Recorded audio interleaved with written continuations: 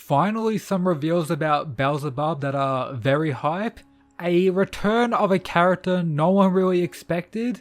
Huang being a Chad like always, and finally Hades doing something pretty amazing. Welcome to my Record of Ragnarok video on chapter 60 and 61. Yes, a double chapter this month, absolute fire. It seems like a different group translated the two chapters this month, so I don't know how accurate they are compared to the regular group.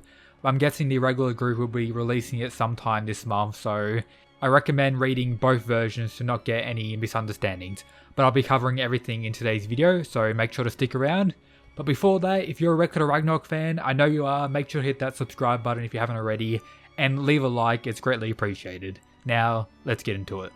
Last chapter in Huang's flashback, we learned that him just seeing someone get injured or someone feeling hatred towards him results in him to also take pain. In chapter 60, we see a few panels of him fighting in the battlefields, taking an unimaginable amount of pain due to all of them having hatred towards him. Also in the panel we see that his eyes aren't covered, so he also takes pain from seeing him get injured, even if it's him doing the injury. After all this actually awakened his ability to see key points, or stars as you referred to him in the other chapters. All of this pretty much means Huang took so much pain that he transcended. What an absolute Chad. But from there we cut back to the fight with Huang and Hades giving respect to one another once again. But Huang says, "I made a promise to someone that I'll become the greatest king," and of course we know who that's referring to. Then after that we finally get some reveals about Huang's volume. We know it's the armor, but we get some clarification. The translation says this: to get the most out of his martial arts, Qin Shi Huang was given a divine weapon specializing in defense. The secret ability behind her name is Army Guardian, potentially assisting in Huang's sustainability, something I was worried about throughout this fight and why I'm actually thinking it's going to be a draw, especially with stuff that happens in chapter 61 enhancing that even more. But this clarification around this is pretty cool, but no unique ability that we know of currently, just making him more durable, I guess. From there we cut to the Greek god boys with Ares once again losing his mind, while the others give Huang some respect. Zeus says he's worthy of admiration, while Hades explains his ability some more, while saying the most frightening blows in a fighter, those we cannot see.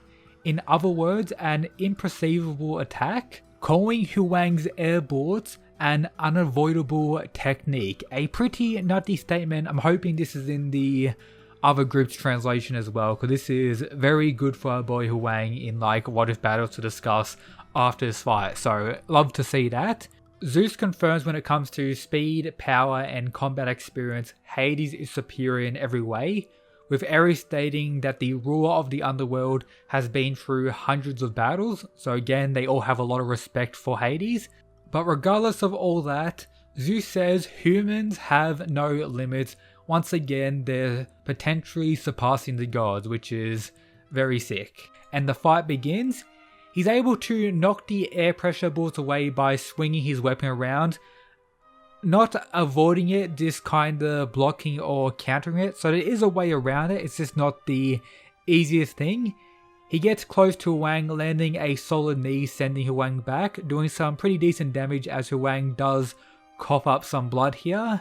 Then goes for a slash, however Huang was barely able to dodge this, and then sends a very badass kick. The White Tiger Moon Bow with this, of course, very badass panel. Hades blocks it directly with his arm, but due to the power of that blow, it was of course very strong, sends him flying back and actually destroying part of his arm. Once again, something very impressive for Huang.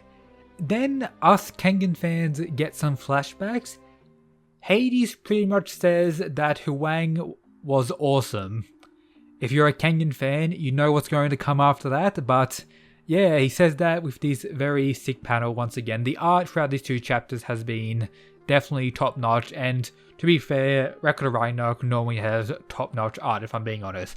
But now on to chapter 61, and if I'm being fair, if you combine the page numbers for chapter 60 and 61, It's pretty much the same length as chapter 59 from last month, so I don't know why they separated them. It's kind of weird.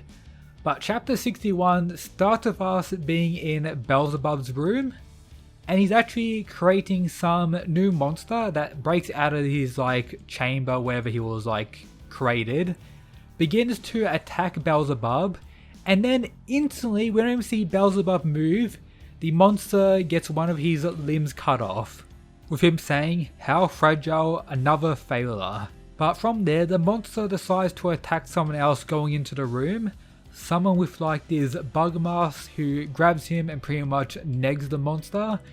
Then he takes the mask off and we see that it's Adamas. If you don't remember who this is the god who apparently, from what we knew before this, Poseidon killed in his flashback, and due to Poseidon's raw chatness, he was pretty much erased from history. Also being the second eldest Greek god brother next to Hades, Zeus and Poseidon, who was also planning to overthrow Zeus in the flashback as one of the main reasons Poseidon actually killed him. But he's alive in cyborg form, most likely due to Beelzebub and potentially Hades, as Beelzebub says this: "If something happened to that body, I would be angry with Hades." I'm not sure if this is due to the translation of this group not being 100% accurate, but I think it would make more sense if it was referring to Hades being angry with Beelzebub if something happened to his body. It could be the case. We have to wait till the other group releases their version, so this question marks around that, but at least confirms that Hades has something to do with Adamas still being alive. But do the other gods also know this? Because I'm guessing Poseidon didn't know Adamas was still alive. Does Zeus know? Very, very interesting. I did not see this coming whatsoever. I don't think really anyone did. Adamas was kind of neglected even in his flashback with Poseidon, just nagged and never spoken of again. But he's here, and he actually questions Beelzebub about Hajun, saying, "You have even created a legendary monster? What the hell are you trying to do?" And then his very crazy response: "Nothing, I just want to breed them until one of them manages to kill me." So Beelzebub is so strong, he's creating these various monsters in the hope that one of them actually defeats and kills him. Absolutely crazy. So Beelzebub, as potentially one of the strongest characters in the series, just goes up. Hajun, as I talked about in my How Strong is Hajun video, isn't that impressive looking at all the top gods in comparison, but still quite powerful. And if Beelzebub doesn't really consider him as something that relevant to him, at least in my impressions on this, how strong is Beelzebub? I cannot wait until his fight actually occurs. Definitely one of the characters hyped up the most. And then also in the previous chapter, we had him kind of shitty on Odin as well. So Beelzebub is a true absolute mad lad. But from there, we see them talking about the fight a little bit, with of course Adamas supporting Hades, thinking he's going to win, but Beelzebub thinking there's no point watching at all and that Hades is just going to lose, saying it's not that hard to predict. So Beelzebub might be a genius and could potentially be right, but again, I'm still going down the path of a draw, and Adamas kind of looks angry at him, saying the king of the underworld, Hades, will not lose under any circumstances. So another Greek god having absolute respect for Hades and absolute faith in him coming in clutch. So, a draw is going to happen. Now, cutting back to the fight, we have Hades finally doing something very interesting.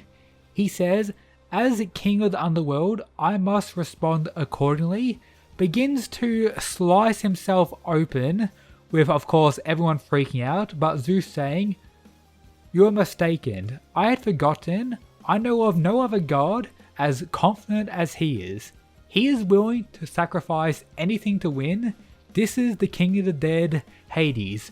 So he's cut himself open, looking like an absolute god in this panel, having Poseidon in the background, singing Poseidon's song, making Sasaki clench his wounds due to, the flashbacks and all that, and then grabbing his blood and flinging his hair back, similar to what Poseidon did in his fight against Sasaki. Truly, absolutely godly in this final sequence of chapter 61. So the question now is, Has Hades cutting himself also affected Huang? That could be the case. Of course, I don't think the fight's over. I think this is more akin to Hades' transformation or him unleashing his full power. As we know, we've seen throughout all the fights, most of the gods have some type of transformation or buffed up form. I think this will be the version of Hades at full power. Very interesting. Can't wait to see what's going to happen this month or in like 23 days whenever the leaks are going to drop. So yeah, this was a great 2 chapters, a great month for us Ragnarok fans. Beelzebub getting even more hype. Adamas is back to potentially do something pretty interesting, and this ride is building up to potentially the climax shortly. Hope you enjoyed today's video. If you did, make sure to check out the other stuff in the description. And of course, shout out to the Mad Lads who support the channel via the Patreon. But yep, that's it guys. Peace.